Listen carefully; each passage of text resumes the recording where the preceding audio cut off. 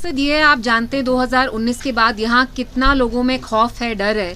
मैं चाहती थी कि मैं यहाँ कुलगाम में आके लोगों से बात करूँ, खास करके जो हमारे यूथ यंग लड़के हैं, लड़कियाँ हैं, उनसे मैं खुद पूछूं कि ग्राउंड पे क्या सिचुएशन है, क्योंकि कहीं ना कहीं वो एक लिंक जो था वो टूट गया है। जैसे आप मीडिया की वजह से हमें अब पता चलता है कि यहाँ क्या चल रहा है।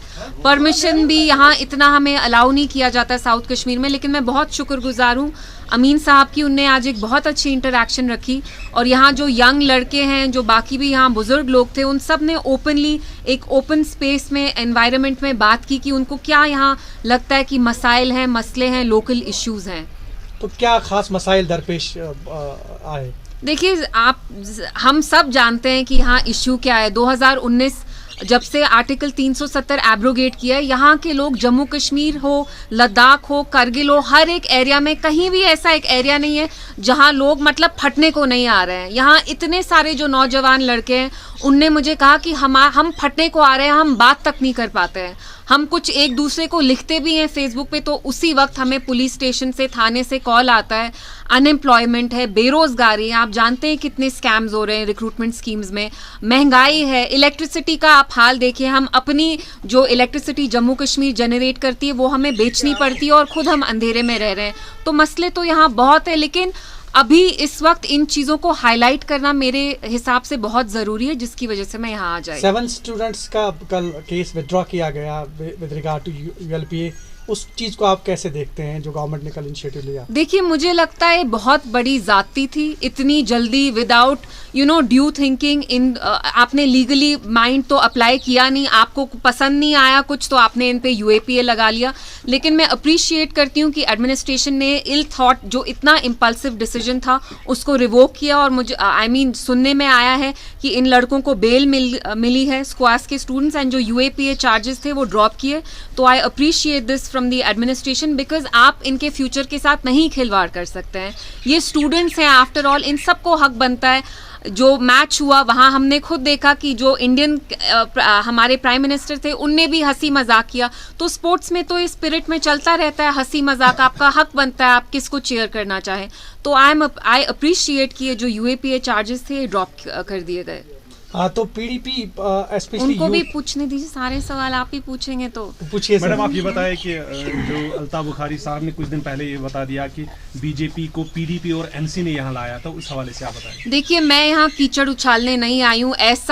हम ऐसे दौर से गुजर रहे हैं कि यहाँ लोगों को इतने इश्यूज हैं, हमारे लोग दे आर एक्चुअली सफरिंग। हर रोज़ उनको कलेक्टिवली पनिश किया जाता है, ह्यूमिलिएट किया जाता है। इस वक्त मुझे नहीं लगता हमें एक दूसरे पे कीचड़ उछालनी चाहिए। लोग हमारी इज्जत नहीं करेंगे, लोग हम पे हंसेंगे। मैं 4 चीज़ें बोलूँगी, फिर वो 8 चीज़ें बोलेंगे, तो इसमें कुछ नहीं निकलेगा। आने वाले वक्त में क्या आपको लगता है कि यूथ स्पेशली डेमोक्रेटिक सेटअप में हिस्सा लेना चाहेगी, स्पेशली इलेक्शंस, जो भी इलेक्शंस होंगे? मुझे लगता है, क्योंकि जैसे मैंने कहा, वो फटने को आ रहे हैं। उनको लगता है कि वो अपने आप को एक्सप्रेस नहीं कर पा रहे हैं, जो वो महसूस करते हैं उसको जाहिर नहीं कर पा रहे हैं। तो मुझे लगता है जब भी यहाँ इलेक्शंस होंगे, यूथ हमारे दे वेरी इंटेलिजेंट, वो समझदार हैं, उनने बहुत तालीम भी हासिल की और वो ज़रूर इतने एम्पावर्ड हैं कि वो पॉलिटिकली राइट डिसीजंस लेंगे। Thank you ma'am. I am representing fruit growers particularly here. मेरा एक क्वेश्चन, हाईवे पे हमारे कितने सारे फ्रूट ग्रोअर्स का फ्रूट सड़ रहा था ट्रक्स में, तो महबूबा जी वाज द फर्स्ट वन जो पुलवामा की फ्रूट मंडी में गई। और जब हाल ही में आई थिंक इरानियन एप्पल्स पे, या जो अमेरिका से एप्पल्स आते हैं, उनका टैक्स कुछ ये हटा रहे थे, तो उस पे भी महबूबा जी ने बहुत वोकली बात किया, क्रिटिसाइज किया, और फिर जाके कुछ मूवमेंट हुआ। तो क्यों नहीं, जब हमारी इंशाल्लाह जब भी सरकार आएगी तो हम ज़रूर, आर फ्रूट ग्रोअर्स, जो हमारा horticulture, that's the backbone of JNK's economy, so why won't we raise our voice for them? It's a serious issue which needs to be addressed. आपने खुद कहा कि उनको कितने इश्यूज, कितने मसाइल होते हैं। जी मैं बहुत सारे मसाइल, पर्टिकुलरली इस साल जो हमने देखा मैम, जो बीमारियां फ्रूट्स को लगी जी, और खास करके डे टू डे अब इम्पोर्टेड फ्रूट्स आते हैं और हमें कंपटीशन में बहुत ज्यादा अब कंपटीशन है, बहुत बाहर वाले जो सेब के मार्केट्स है।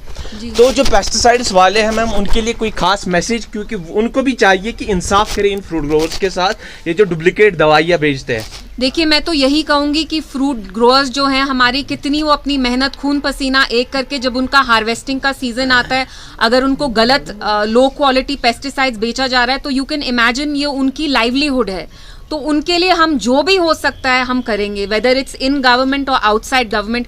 आप जानते हैं अभी तो डेमोक्रेसी इज बिन सस्पेंडेड, लेकिन अगर आवाज ऊंचे करने से ही हम उनकी हेल्प कर सकते हो तो हम जरूर करेंगे। पीडीपी इलेक्शन ट्रेंड्स को saw this coming, you know, he saw that BJP was going to get stronger.